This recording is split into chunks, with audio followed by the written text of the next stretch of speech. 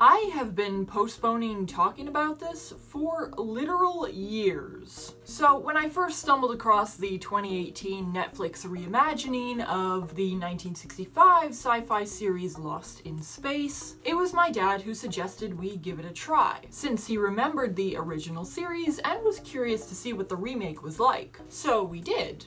Though what was intended to be a light walk down memory lane slowly turned into a nightmare. Not only was this show unappealing as a remake, but it also featured one of the most insufferable Gary Stus I have ever had the displeasure of watching. Now, there are probably plenty of other things that I could talk about with this show. Some good, like the grounded and believable portrayal of PTSD through the character of Judy Robinson, or the overall theme regarding the importance of family connection, as well as some not so good, like how someone as spirited and tenacious as Penny Robinson could ever be attracted to someone with all the personality of a blank piece of paper, or the utterly stupid fake-out death near the end of the first season. But I'd prefer to focus on my main gripe with this show, that being the main character, Will Robinson. Yes, it's the character I sneaked into the thumbnail of our video on Mary Sue's. I'm finally going to talk about him.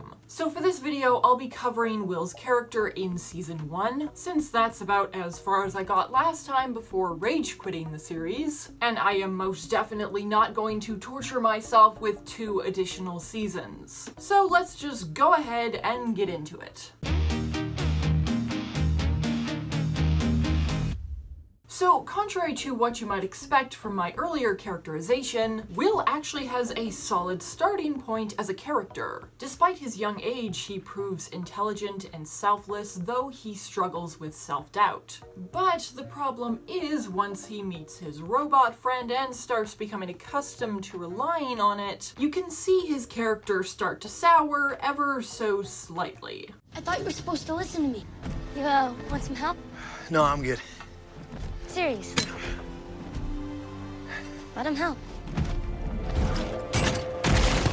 This will keep you safe while we're gone. We're already safe. We've got him. Leave this to me. All this shows a clear expectancy, even entitlement, that Will has toward the robot. But this in and of itself doesn't ruin the character. What it does is plant the seeds of what is going to become a huge problem. But before we get to that, we need to talk about the robot. Specifically, how the robot is framed by the narrative. And honestly, it's pretty confusing. On the one hand, the show clearly seems to want you to think that the robot is more than just a robot, that it has some degree of humanity. Don't you always say that people make mistakes sometimes? And that they deserve a second chance? Maybe people do, but He's more like us than you think. He's my friend. And Will is not the only proponent of the robot's humanity. Even in the quiet moments, the show is trying to demonstrate exactly that.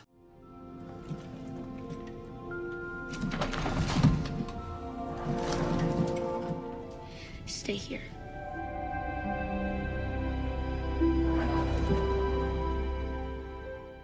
Eventually, other characters start to affirm the robot's humanity. Who's the robot? I don't know. I think he wandered off. The robot. You called him Heat. You want to belong. Its face, those swollen lines, it looked like it was thinking.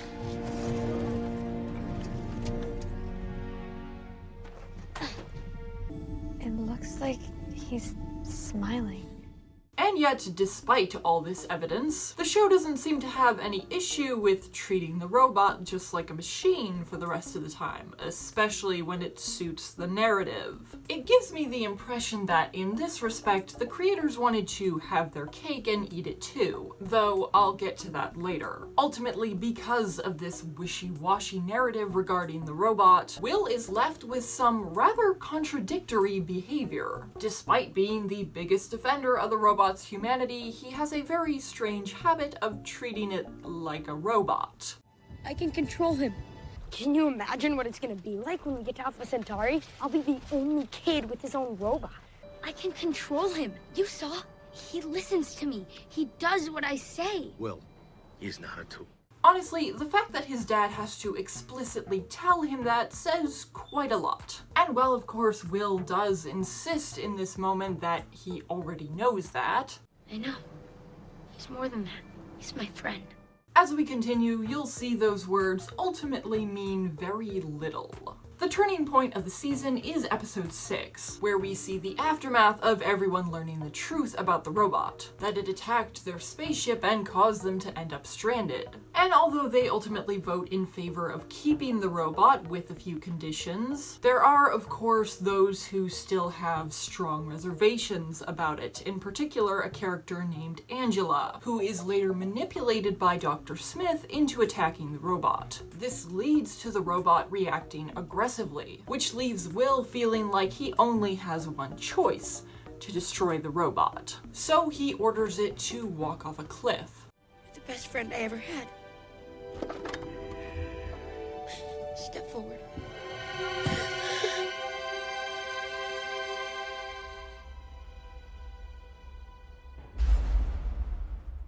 And this is where the show's wishy-washy attitude about how the robot should be viewed really starts to cause problems. If we believe the narrative that the robot does possess some humanity, then Will's actions here are equivalent to summary execution, which is a pretty bizarre turnabout from the kid who seemed quite firmly on the robot's side before now. Yes, Will certainly had his doubts when he first discovered the robot's true nature. Why did you attack us? Tell me! But his doubts aren't much more than a flash in the pan, as it were. But you're not like that anymore. You're not like that. Are you?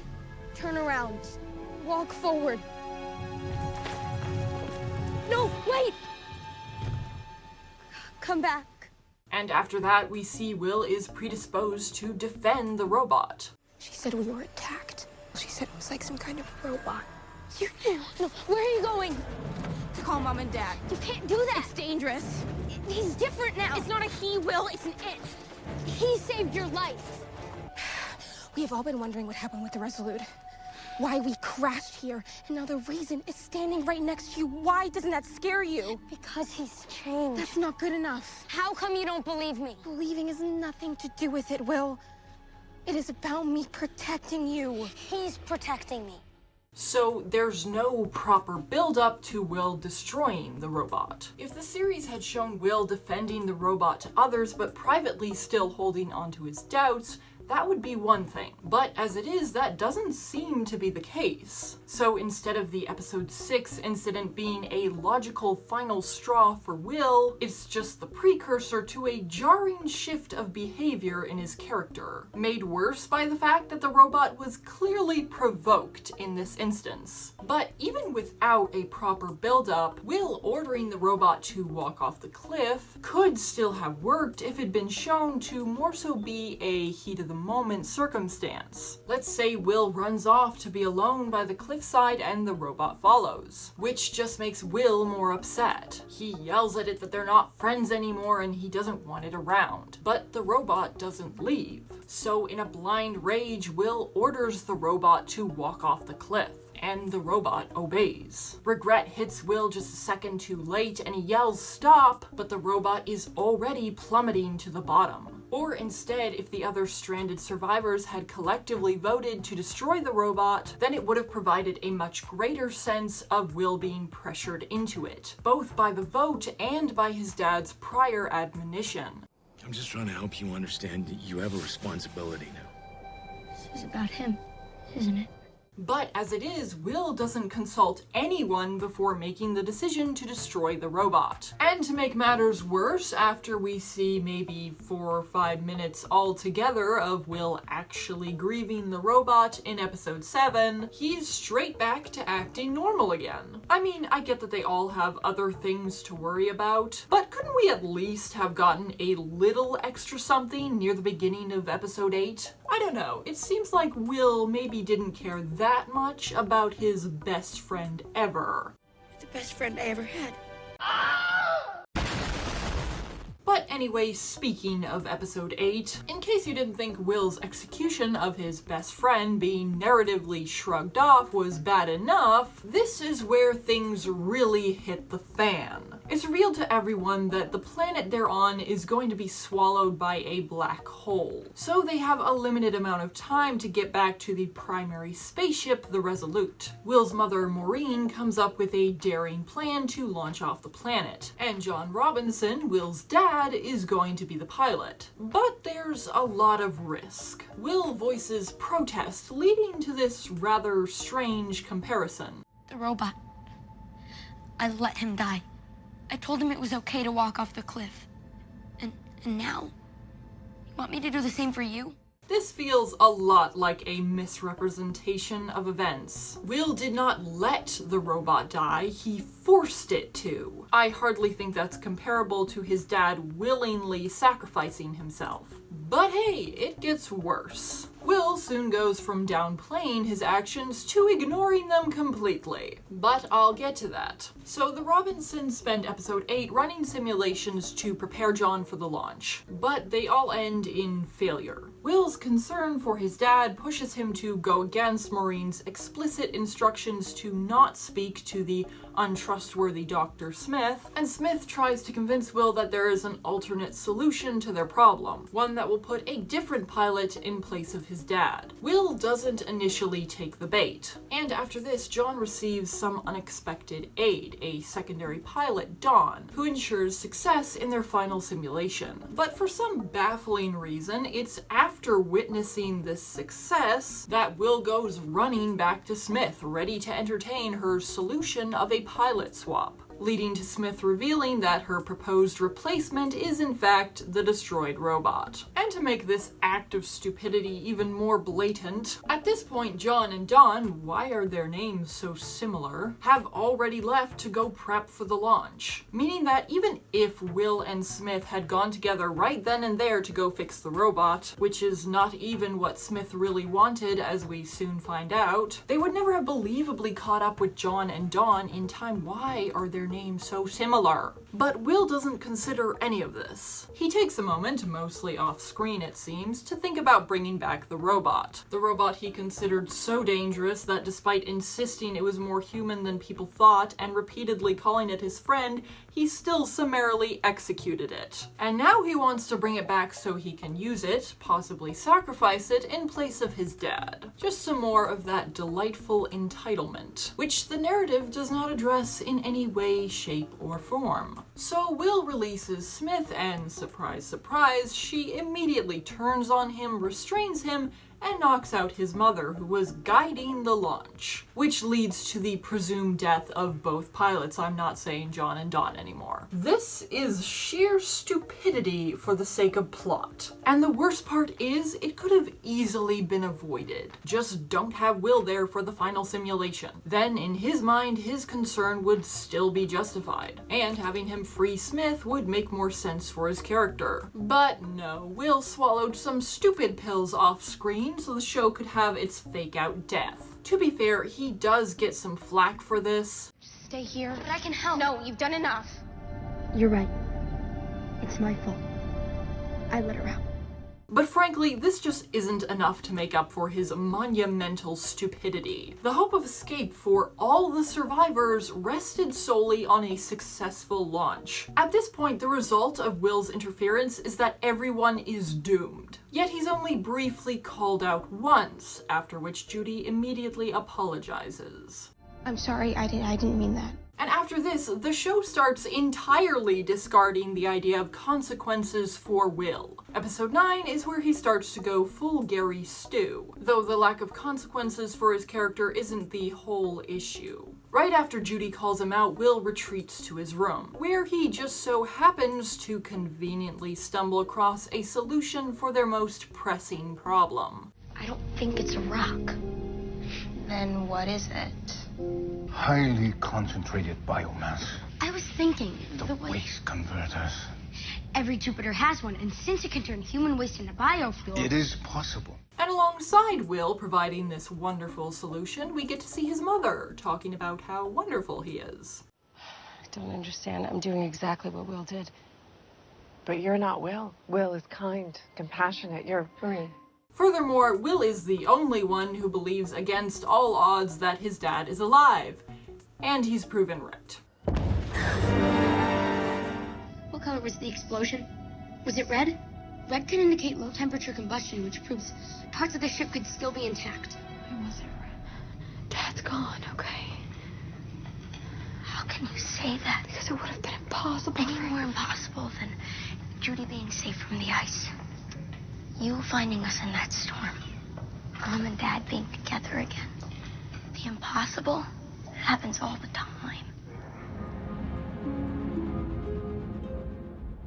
Okay, I know I said I wasn't going to talk about the fake-out death, but I need to talk about it. Maybe it's just the fact that I don't know much about the logistics of spacecraft, but this makes no sense to me. Firstly, the exchange between Will and Penny made it pretty clear that no part of the ship could have survived the explosion. And then we see that a part of the ship survived the explosion, a pretty sizable part too. Which makes me wonder how Judy and Penny failed to see it break off from the ship. Though maybe it was far enough away that it wasn't visible to the naked eye. That's fair. So the question is, how exactly did that part of the ship survive the explosion? Well, it's implied that John ejected himself and Dawn from the Jupiter 4. You never eject a man into outer space without his permission. It's common courtesy.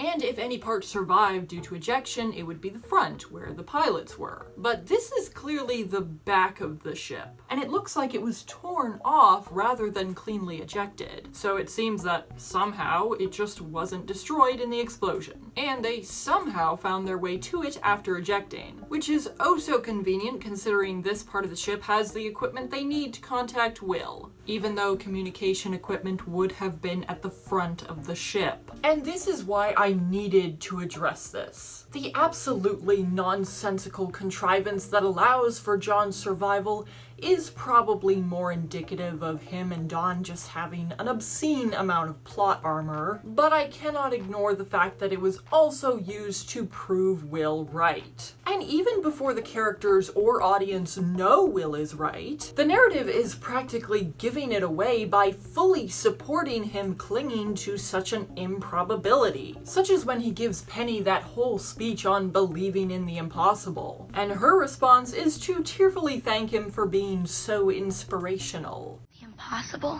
happens all the time. Just have to believe it can. Thank you. The narrative could have given her reservations some weight, because the reality is, to them, this could just be false hope, and clinging to it could hurt them in the long run, because it would prevent them from grieving and likely harm their other relationships in the meantime. But nope, the narrative is fully supportive of Will. Now, regarding when Will is actually proved correct, let's take a close look at that moment of revelation. After the solution for their lack of fuel falls right into Will's lap, everyone helps start collecting what they need from the cave. But they need to be extremely careful to avoid making any noise in the process, since a whole nest of sleeping predators is right above them. And what does Will do? He brings his radio into the cave, thus endangering everyone's lives. And we can't even give Will the benefit of the doubt here, because the fact that his dad is clearly a very present subject on his mind means that he wouldn't have forgotten that he had the radio on him. Not to mention Penny explicitly brings it up just prior to the radio going off. You've got to stop. What? You're carrying around this radio. And it can't be argued either that Will wasn't expecting the radio to go off, because again, he was fully convinced his dad was still alive and would contact them. Of course, once the radio goes off, the predators hanging out above them wake up, which leads to the near deaths of several people, including Penny, as well as the injury of a character named Hiroki. What Will did here is atrociously selfish behavior, but does he ever get called out for it? Does he apologize at all? No. There is no recompense required of Will. There are no logical consequences for the extreme danger that he caused. And his neglect to own up to his actions feels pretty out of character, since due to his insecurities, he has always been quick to apologize for his shortcomings, and even put himself down. But to make matters even worse, once everyone is safely out of the cave, Will and his sister are praised for literally no reason. Hey, Robinsons. Well done. They didn't help get people out after Will endangered them in the first place. Angela was the one who saved the stragglers, Penny included. And the fuel wasn't even mentioned in this scene, so that can't be the reason either. This moment of praise is simply crowbarred in there, likely as a way to distract from what Will just did. And it's not deserved at all. If the creators wanted to have a moment of Victor thanking Will for finding the fuel, there was plenty of opportunity to do that in the scene prior to this whole fiasco. But instead, it's used for Will to talk down to Victor. Once all the fuel's ready, we're gonna find my dad and save him. You know, it's good to think positively, but don't let that keep you from thinking rationally. We need you here. We need your head here, helping the people who still have a chance. I wish your dad was here. I do. I'm sorry he isn't. He was trying to do what he thought was best, just like you are now. But I always tell my son there are times to follow your heart and times to follow your head. Which one do you think my dad was following when he risked his life to save everyone? It takes a certain type of person to do that. The fact is, Victor is clearly in the right here. Will needs to focus on helping the people around him rather than obsessively preoccupying himself with the radio and the seeming impossibility of his dad's survival. And this only further hammers home how Will bringing the radio into the cave is short-sighted, selfish, and arrogant, because he clearly thinks he knows better than anyone else, than all the well-meaning people who are simply trying to coach him through his grief as best they can, and he's choosing to lecture them and risk their lives. But don't worry, things get even worse from here. Smith has succeeded in restoring the robot, in return for which the robot is now serving her. And this is where Will's entitlement, which was mostly tolerable before, gets dialed up to 1,000. Will apparently believes that his summary execution of the robot has no bearing on the situation, since he reacts with excitement and immediately orders the robot to restrain Dr. Smith. You're alive. I want you to restrain Dr. Smith. And when it doesn't do what he wants, he very quickly becomes upset. Robot, come here. Stop. I said stop. Thankfully, Smith is here to be the voice of reason. Friends don't make friends walk off cliffs. Thank you! Honestly, it really does seem like more and more examples keep cropping up these days of villains or antagonists being the true sense of reason and or morality as opposed to, you know, the so-called heroes. Ironic. But moving on, Will continues to refuse any chance at self-reflection, and the narrative tries to justify this stance by insisting that the robot is simply different now and needs to be fixed. Will, he's not the same. We're gonna fix him, okay? We'll get him back to the way he was. Except that the robot is clearly the same. Often when it was changing into its previous, more aggressive self, its lights would turn red and it would alter its form. But here it acts no different than it ever did with Will. The only apparent difference is that it's attached itself to Dr. Smith instead, because Smith told the robot that Will would eventually turn against it, and Will proved her right. But the thing you'll learn about people is they're unreliable. They'll turn on you. Will Robinson. Yes, even Will Robinson. And when he does, who will be there to save you? Me. Step forward.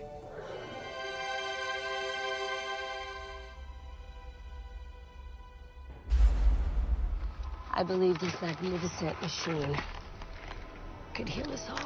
Some might argue that the robot isn't really protecting Smith the way it had Will, since hiding its ship engine aboard the Robinsons' Jupiter eventually ends up catapulting them all into danger. So it would seem it's just acting as Smith's ally, as a ruse to cover up the fact that it's returned to its primary purpose. But if that's the case, then why aren't its lights red the whole time to hint to the audience that it's not really serving Smith? Instead, its lights only turn red when the other robot boards the Jupiter 2. And on top of that, spoilers, once the robot turns good again, why doesn't it make any attempt to deal with the massive threat that the hidden engine poses? A change in visual cues or a change in later behavior would have made it clear both to the audience and the characters that the robot was truly different than before. But instead, the only difference is a change in who it's serving. So it'd seem, especially to the Robinsons, that the robot is otherwise exactly the same. But no, the narrative clearly wants us to think that the Robinsons are right, and that if only Will can make the robot remember their friendship, then it'll go back to behaving the way it's supposed to, aka serving Will hand and foot. Because that's what friendship is. Remember this?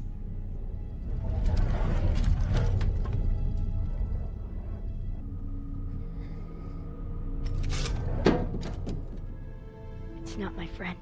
And as I alluded to earlier, now that the concept of the robot's humanity is inconvenient to the narrative, the show attempts to thoroughly dehumanize the robot.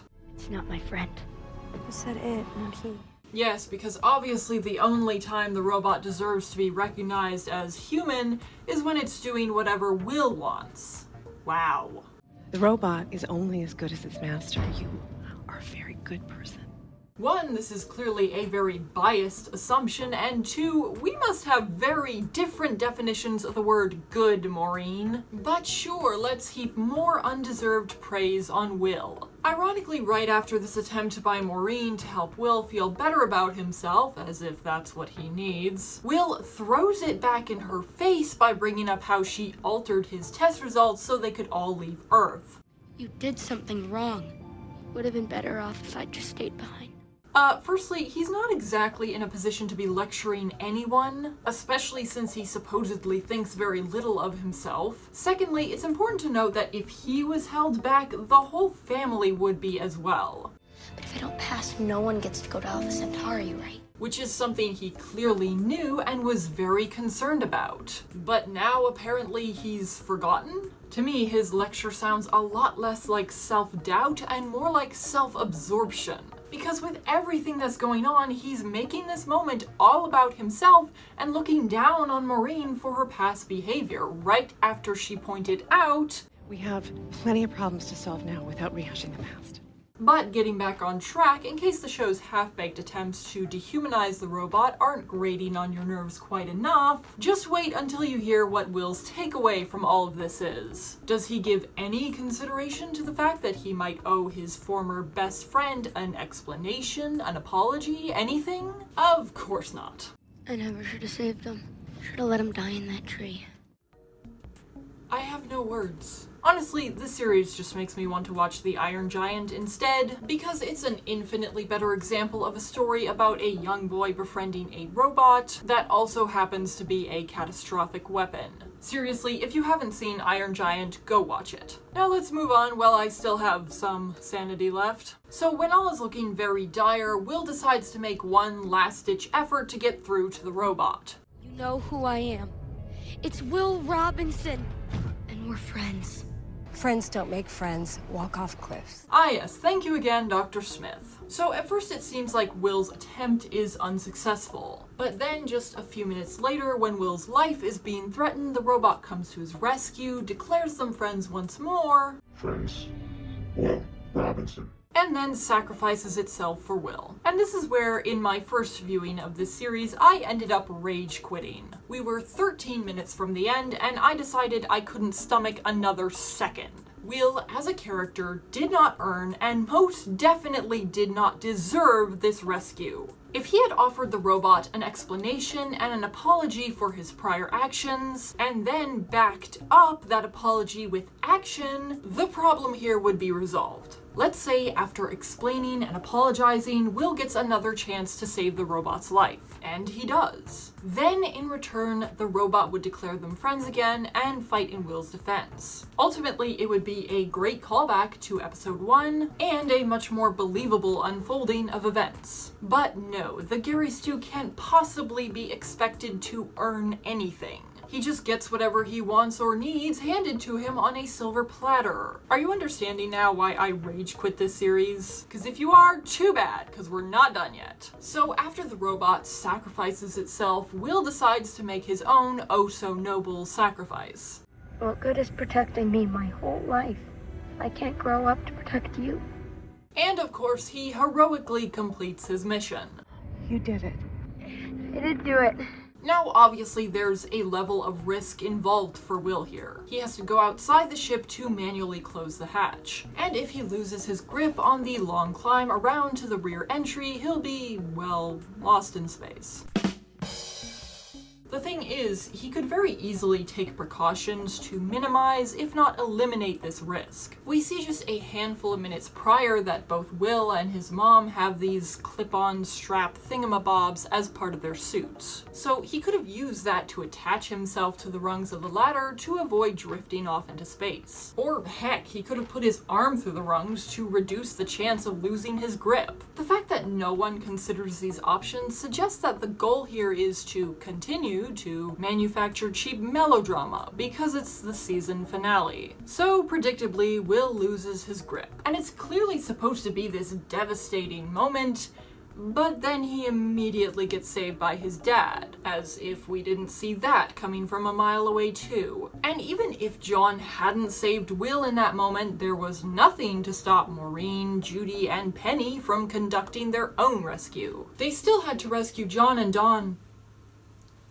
Damn it! They still had to rescue Dawn and Will's dad anyway. It's clear that Lost in Space is screaming, begging for us to think of Will as the most good and wonderful and amazing person ever. So it bends itself out of shape to hype him up, and in the process reveals Will as nothing more than an insufferable Gary Stu. Narrative favoritism is, after all, one of the staples of the Gary Stu and Mary Sue. Speaking of which, if you're interested in hearing just how to spot a Sue out in the wild, check out our video on identifying a Mary Sue. Link will be in the description. Thank you so much for watching, and if you enjoyed, be sure to give the video a like, comment below, and subscribe to the channel so you don't miss any future content. And if you're looking for more ways to support us, consider checking out our Patreon. Over there, we provide early access to videos, as well as fully exclusive reaction series, among other perks. If you're interested, head to the link in the description and give it a look. Or alternatively, you can support us via Super Thanks. As always, thanks to those of you who are patrons. Your support is hugely appreciated. And lastly, don't forget to stay loud and proud, folks. I'm your alibi, and I will see you next time. So this scene is actually pretty painful to watch since Sorry, just having some bad memories. So this scene actually unfortunately reminds me of the stupidity of Ahsoka's training in Tales of the Jedi, since they keep forcing Will's dad into unconsciousness. Though at least in Lost in Space, they actually acknowledge some of the negative effect that all this strain can have. Though Judy's more worried about her dad's heart. His heart is at serious risk if he continues like this. What about his brain? Don't you know what kind of brain damage you can cause by knocking someone out repeatedly? What kind of doctor are you? Man, I really can't just sit and watch a show anymore without comparing it to the Clone Wars. That series is the ultimate example of how not to write a story, and it has scarred me for life. Shut up. I'm trying to record. Shut up, knees. I am wearing my grandma sweater. It is undeniably a grandma sweater, but I am not going to take it off because it's freezing. So yeah, I am wearing the grandma sweater. Thank you very much. And this is where the show's wishy-washy attitude about how the Vobot. If we believe the narrative that the robot does possess. If we believe the narrative that the robot does possess. What the fuck? If we believe. It's a pretty bizarre turnabout from the kid who seemed quite firmly on the robot side. I'm gonna be saying robot a lot in this script. By the end of this script, the word robot is going to sound so freaking weird to me. Where am I? Let's say Will runs off to the cliffside. Stop slurring. But no, Will swallowed. him and Dawn simply having an obscene amount of blah blah blah blah, since hiding its ship engine aboard the Robinsons' Jupiter ends up culting them all into danger. That, yes. Will throws it back in her face by bringing up Ow, because it's an infinitely better story of a young boy befriending a robot that also happens to be a catastrophic. If you're interested, head to the link in... So this scene is actually pretty painful. Painful? Okay.